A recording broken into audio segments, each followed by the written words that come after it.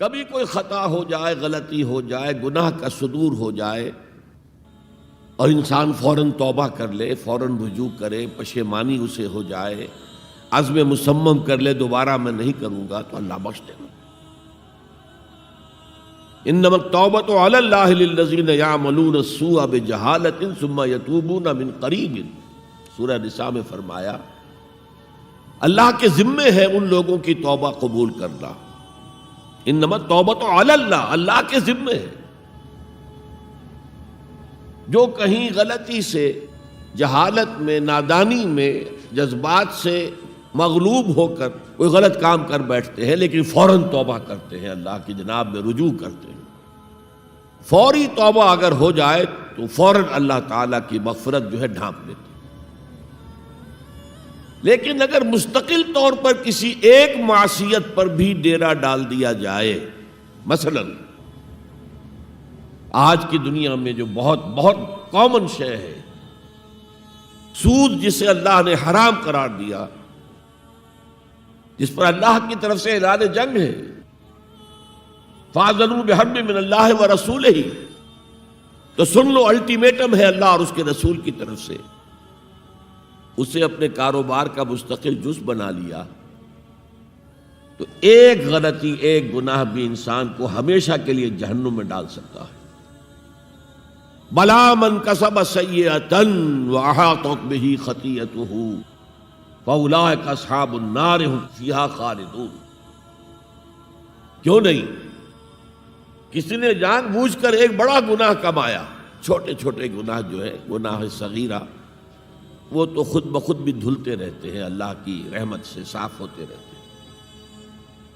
لیکن کسی نے کبیرہ گناہ کمایا، جان بوجھ کر کیا، اور پھر اس پر ڈیرے ڈال دیے اور وہ گناہ اس کے گھر گھیرا کر بیٹھا، احاطت بہ خطیئتہ فاولئک اصحاب النار ہم فیہا خالدون، تو وہ ہے جہنمی اور اس میں ہمیشہ رہنے والے۔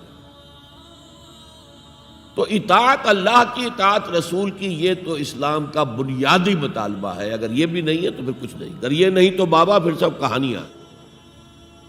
اب ذرا اس سے قدم اوپر اٹھیے، اطاعت کے ساتھ محبت۔ جب اللہ کی اطاعت کے ساتھ اللہ کی محبت جمع ہو جائے گی تو اس کا نام ہے عبادت۔ امام ابن تیمیہ رحمۃ اللہ علیہ کے جو شاگرد رشید ہیں، حافظ ابن قیم رحمۃ اللہ علیہ، انہوں نے عبادت کی ڈیفینیشن کی ہے۔ عبادت کیا ہے؟ العبادت تجمع اصلین، دو بنیادی چیزوں کو جمع کرنے سے عبادت وجود میں آتی ہے، غایت الحب وغایت الذل والخضوع، حد درجے کی اللہ کی محبت اور حد درجے میں اللہ کے سامنے گویا کہ پست ہو جانا، جھک جانا، بچھ جانا، انتہائی اطاعت، انتہائی محبت۔ انتہائی میں کیوں کہہ رہا ہوں؟ سورہ بقرہ کے 20ویں رکوع کی پہلی آیت ہے، والذین آمنوا اشد حبا للہ، اور جو لوگ صاحب ایمان ہوتے ہیں وہ شدید ترین ہوتے ہیں اللہ کی محبت میں۔ بعد میں یہ تو مثبت انداز ہے، منفی انداز میں جو آیت آئی ہے وہ بہت سخت وعید والی ہے، وہ میں بعد میں آپ کو سناؤں گا، تلاوت میں نے کی ہے۔ فارمولہ یہ ہے، اللہ کی اطاعت جمع شدید محبت برابر ہے عبادت کے، اور یہ عبادت جو ہے ہمارا مقصد تخلیق قرار دیا گیا۔ سورہ زاریات کی یہ آیت آپ میں سے حضرات کے علم میں ہوگی، وَمَا خَلَقْتُ الْجِنَّ وَالْإِنسَ إِلَّا لِيَعْبُدُونَ، میں نے جنوں اور انسانوں کو نہیں پیدا کیا مگر صرف اپنی عبادت کے لیے۔ یہ ہمارا مقصد تخلیق ہے۔ اس میں سے اطاعت والے حصے کی صحیح ترجمانی کی شیخ سعدی رحمۃ اللہ علیہ نے، زندگی آمد برائے بندگی، زندگی تو آئی ہے اطاعت کے لیے، بندگی کے لیے، غلامی کے لیے، عبدیت کے لیے۔ زندگی آمد برائے بندگی، زندگی بے بندگی شرمندگی۔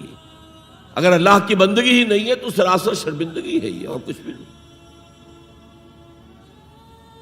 تو اللہ تعالیٰ کی عبادت جس کے لیے ہمیں پیدا کیا گیا، اسی کی دعوت تمام رسولوں نے دی۔ یا قوم اعبدوا اللہ ما لکم من الہ غیرہ، اے میری قوم کے لوگو اللہ کی عبادت کرو، تمہارا کوئی معبود اس کے سوا نہیں ہے۔ حضرت نوح کی دعوت بھی یہی تھی، حضرت ہود کی بھی یہی تھی، حضرت صالح کی بھی یہی تھی، حضرت شعیب کی بھی یہی تھی۔ بس فرق کیا ہے کہ پہلے رسول آتے تھے اپنی اپنی قوموں کی طرف صرف، لہذا آپ کو ان رسولوں کے ضمن میں ملے گا یا قوم اعبدوا اللہ ما لکم من الہ غیرہ، اے میری قوم کے لوگوں اللہ کی عبادت کرو، اللہ کی بندگی کرو، اللہ کی پرستش کرو، اسی کو اپنا محبوب اصلی بناؤ اور اس کے ہر حکم کی اطاعت کرو۔ یا قوم اعبدوا اللہ ما لکم من الہ غیرہ۔ نبی اکرم صلی اللہ علیہ وسلم پر آ کر، کیونکہ آپ کی بعثت ہے پوری نوع انسانی کے لیے، تو اب یا قومے کا لفظ نہیں رہا، یا ایھا الناس، اے لوگو، اے بنی نوع انسان۔ یا ایھا الناس اعبدوا ربکم الذی خلقکم والذین من قبلکم لعلکم تتقون، اے لوگو عبادت کرو، بندگی کرو، پرستش کرو اپنے اس رب کی جس نے تمہیں بھی پیدا کیا اور جو تم سے پہلے تھے ان کو بھی پیدا کیا، تاکہ تم بچ سکو۔ یہ کیوں کہا دوہرا کر تم سے پہلوں کو بھی پیدا کیا؟ اس لیے کہ اکثر و بیشتر گمراہ لوگ مشرکین کیا کہتے تھے اپنے رسولوں سے کہ ہم تو بس جی اپنے آباء و اجداد کے راستے پر چلیں گے، ما وجدنا علیہ آباءنا، جس طریقے پر، جس طرز عمل پر ہم نے اپنے آباء و اجداد کو پایا ہے ہم نے اسی پر چلنا ہے۔ تو واضح کر دیا تم بھی مخلوق ہو، وہ بھی مخلوق تھے، تم بھی انسان ہو، وہ بھی انسان تھے، تم سے بھی غلطی ہو سکتی ہے، ان سے بھی ہو سکتی تھی۔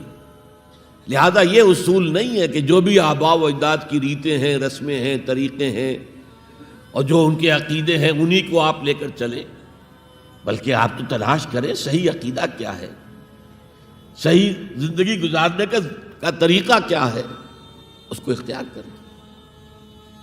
یا ایھا الناس اعبدوا ربکم الذی خلقکم والذین من قبلکم لعلکم تتقون، تاکہ تم بچ جاؤ جہنم کی آگ سے۔ وتعلو همتي دوما وتسبق خطوتي الأزمان، فوقتي لا أضيعه بما يفضي إلى الخسران، وكفي لا يفارقها أداء البر والإحسان، ولا تدري شمالي عن يمين